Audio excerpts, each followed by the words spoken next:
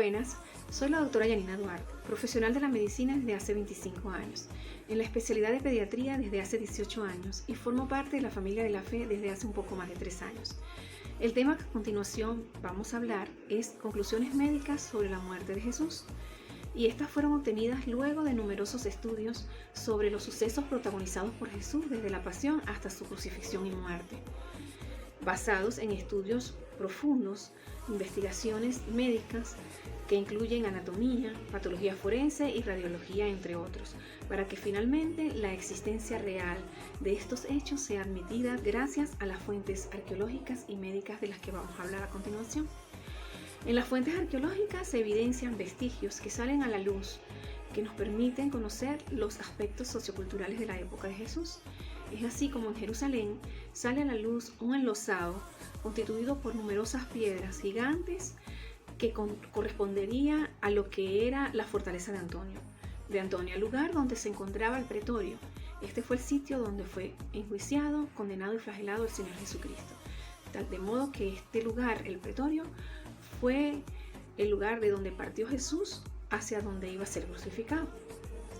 Otro vestigio encontrado fueron restos de un cementerio judío del siglo I, donde habían tumbas con características de la época, y también un esqueleto en el cual habían signos de crucifixión, por lo cual se comprueba que esta era una práctica común de la época de Jesús, este castigo de la crucifixión.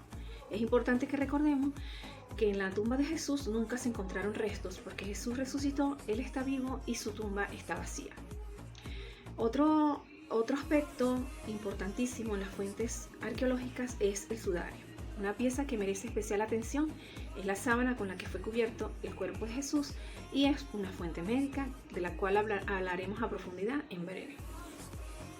Es importante que para que entendamos y conozcamos las conclusiones médicas, sobre todo los síntomas que presentó el Señor desde el punto de vista vasomotor, se haga una reconstrucción de la pasión de Cristo a través de las Escrituras, especialmente de los Evangelios. Es así como Jesús en la última cena, la cual se hacía en Jerusalén, en el lugar alto de la casa de un amigo en horas de la noche, era la época de la Pascua donde normalmente sacrificarían un cordero. Jesús se reúne con sus discípulos en esa cena y le dice que uno de ellos los va a entregar esta noche. Y ellos comienzan a preguntarle al Señor si será, quién será. Y el Señor les dice que uno de los 12, el que moja conmigo el plato. Y es así como los evangelios refieren que Judas es el que moja el pan en el plato y luego se levanta y se va. Cuando terminan de cenar, el resto de sus discípulos se dirige hacia un lugar conocido como el Monte de los Olivos, Getsemaní. Y allí el Señor les dice a sus discípulos que todos ustedes se escandalizarán de mí esta noche, porque herirán al pastor y sus ovejas serán dispersadas. Ahí el Señor manifiesta su angustia porque sus ovejas iban a ser dispersadas. También le dice a Pedro que antes de que el gallo cante 2 veces, él lo negará 3 veces.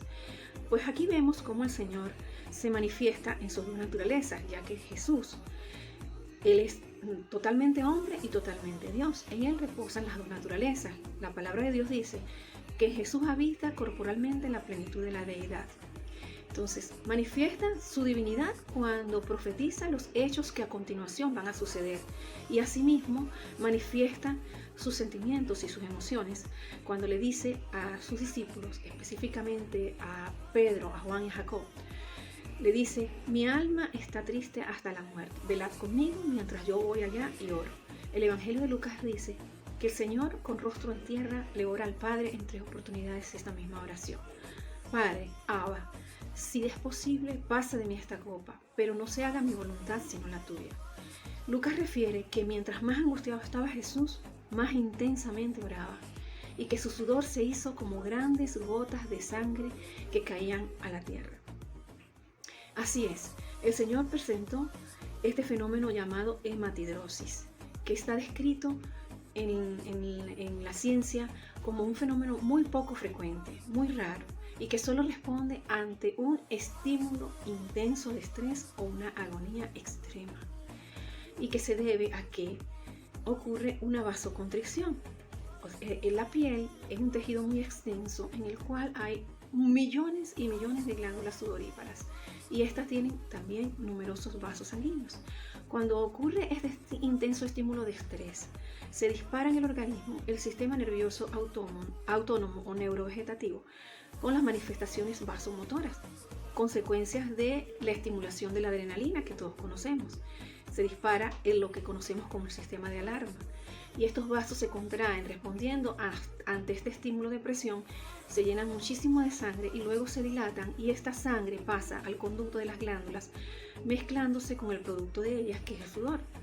Esto sale a la superficie de la piel mientras más sudoración se presenta y con la temperatura exterior se vuelven coágulos que caen a la tierra. Esto presentó el Señor.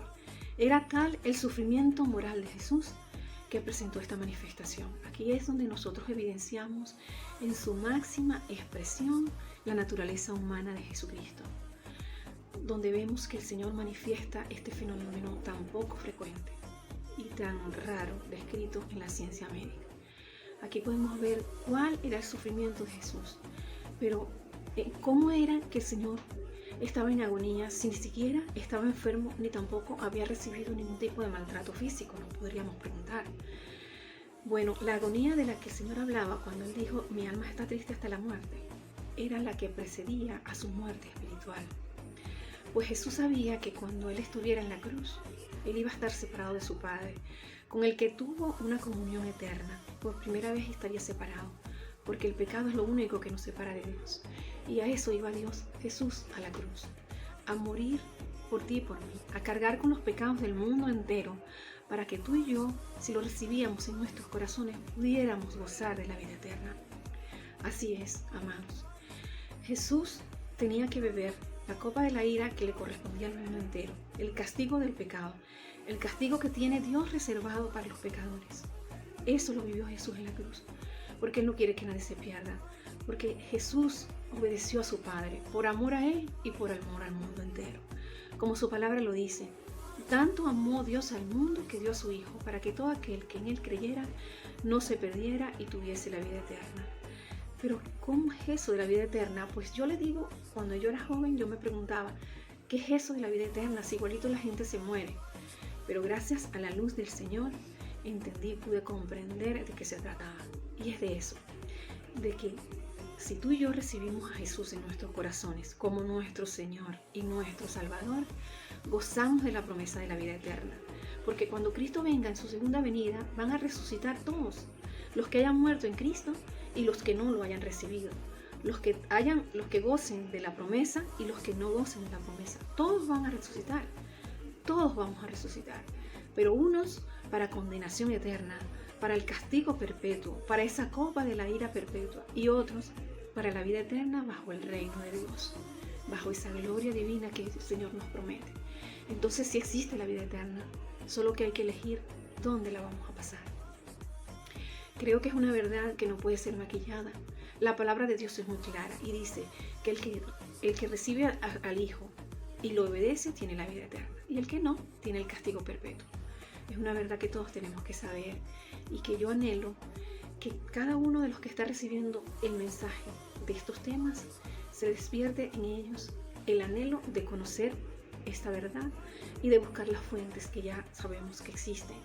No solo estas fuentes arqueológicas y médicas que yo diría que pudieran ser aportes anexos, pero que la verdadera fuente es la palabra de Dios, que es la verdad, y que es a ella donde tenemos que ir, porque la Biblia es más que un libro de historia, es historicidad, porque la Biblia es la realidad de hechos que han sido comprobados, donde Jesús es el protagonista de su propia historia, y que en la Biblia más que historia también hay geografía, hay arqueología, hay medicina, hay sanidad.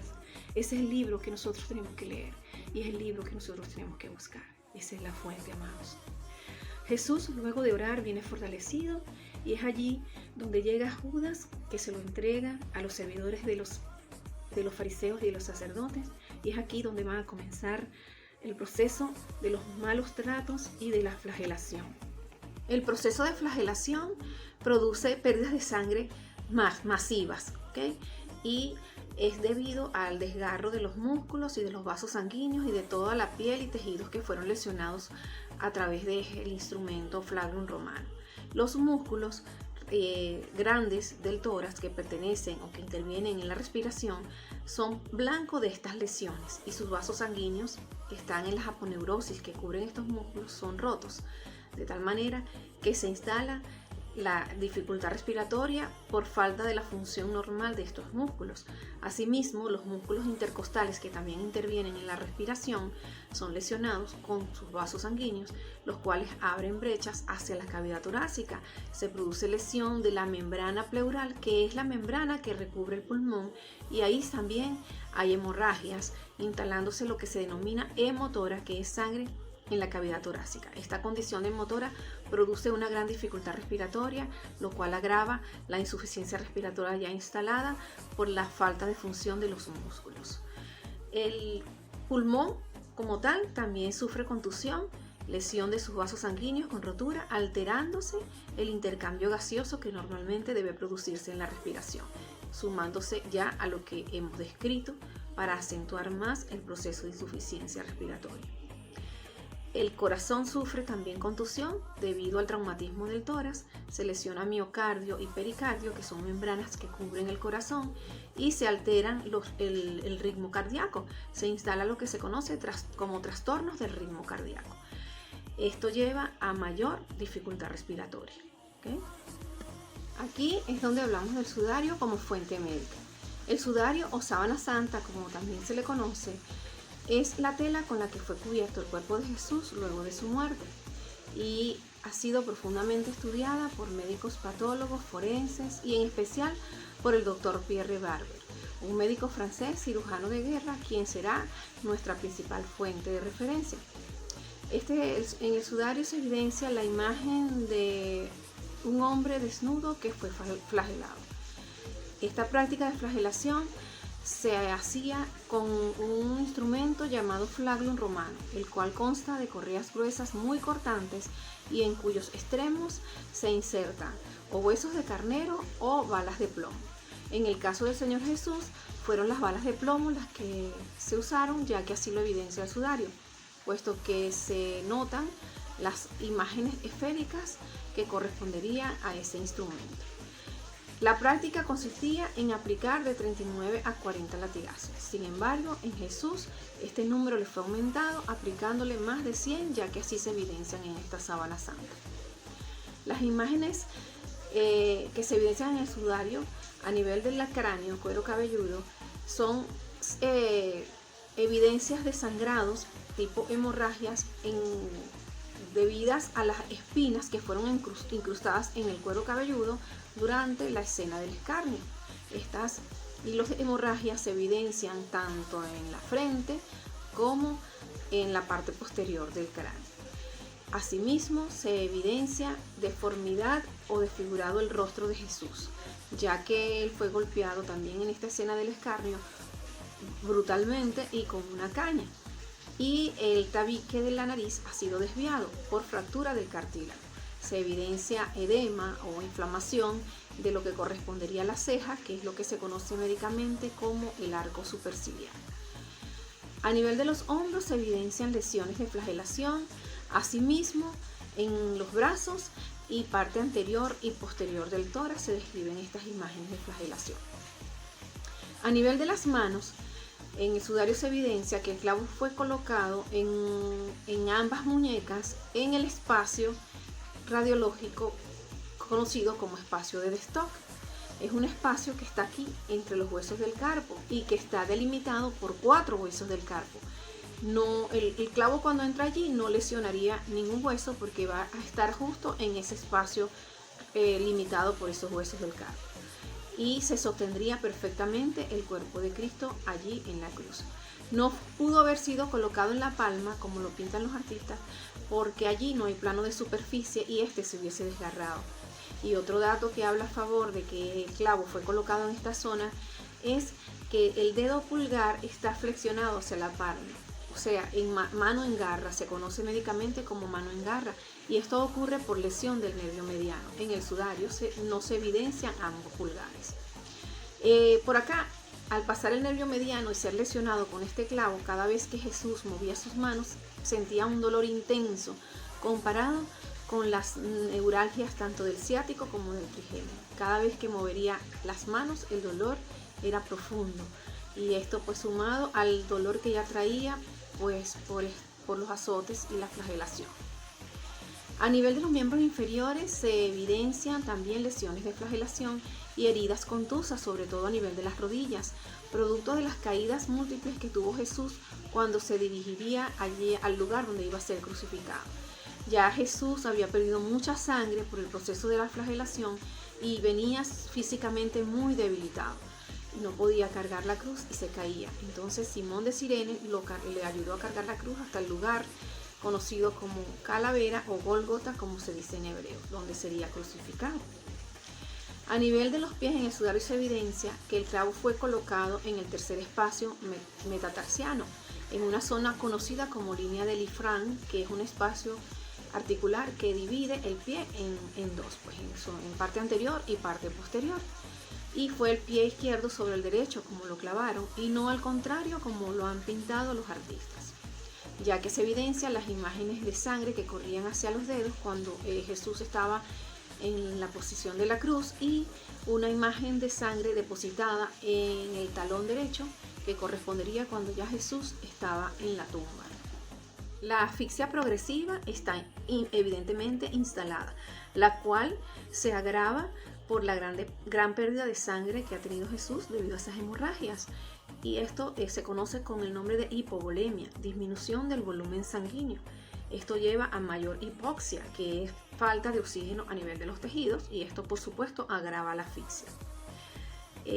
La posición de Jesús en la cruz es otro factor que precipita la muerte por asfixia en Jesús, ya que esta posición hace que el tórax se proyecte hacia adelante debido a que la columna, lo que se conoce como la lordosis, que es la curva, se acentúa más, y el tórax, al estar proyectado hacia adelante, ese diámetro aumentado hace que el abdomen baje y mantenga en posición inferior el diafragma, el cual es un músculo que también interviene en la respiración y no va a poder hacer su función, agravándose más la asfixia y produciéndose irremediablemente la muerte. Los soldados, para acelerar la muerte de los crucificados, rompían sus piernas, y cuando fueron a hacerlo en Jesús se dieron cuenta que ya él había muerto. Entonces uno de ellos, para asegurarse, clava una lanza en el costado derecho, atravesando el pericardio y la aurícula derecha, saliendo sangre y agua de su corazón. Realmente era líquido pericárdico, pero el aspecto era comparado con el agua, y de tal manera que se cumple la profecía descrita en el Salmo 22: he sido derramado como las aguas, mis huesos se descoyuntaron, mi corazón se ha hecho como cera, derritiéndose en medio de mis entrañas. Definitivamente, las evidencias médicas apoyan que Jesús muere en la cruz, ya que pues cuando los soldados van a clavar o le clavan la lanza en el costado y traspasan el corazón, la gota de sangre y agua que sale no es evidentemente salida a presión. Sabemos que el corazón funciona como una bomba. Si Jesús hubiese estado vivo, la sangre hubiese tenido que salir, con una alta presión, debido a que el corazón estaba latiendo y tenía que funcionar como tal. Sin embargo, pudiéramos preguntarnos, ¿pero cómo iba a salir sangre si ya no le quedaba sangre? Porque la había perdido. Pues entonces no podía estar vivo. No podía estar vivo porque eso es incompatible. Si el corazón hubiese estado latiendo, haciendo su función como bomba, la sangre que hubiese salido por allí no hubiese sido como la describe el sudario, una mancha como una gota de sangre, sino masivo. Y los forenses han descrito que tanto la sangre que salió de la aurícula derecha como la que estaba depositada en el talón del pie derecho fueron sangre cuando ya Jesús había muerto. De tal manera que no hay duda que Jesús muere en la cruz. Y como médico, pues confirmo que la vida del humano está en la sangre, y así lo refleja también, lo revela la palabra de Dios en Levítico, donde dice que la vida de toda carne está en la sangre.